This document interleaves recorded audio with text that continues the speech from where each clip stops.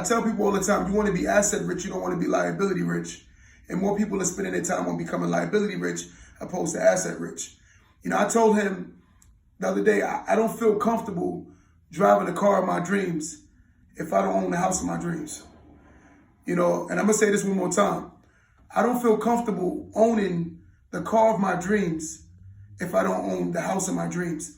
Because the house of my dreams only appreciates, the car depreciates. It's a difference between a luxury and a necessity. Somewhere to live is a necessity.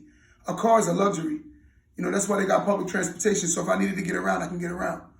You know, so a car is a luxury. I don't have to have a car in order for me to feel wealthy.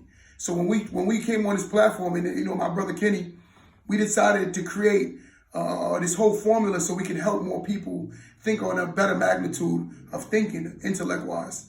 Because this is a guy that's done a lot in real estate. You know, he won awards, he done chilled with Les Brown, and he's done a lot of great things. Les Brown is my virtual mentor.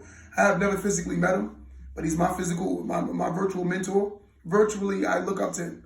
And this guy has spent time with him. And he's a prophet of motivational speaking. He inspires me so much. And guys, for that, look at me the same way. I want you to know I appreciate you also. But Kenny, let's get back.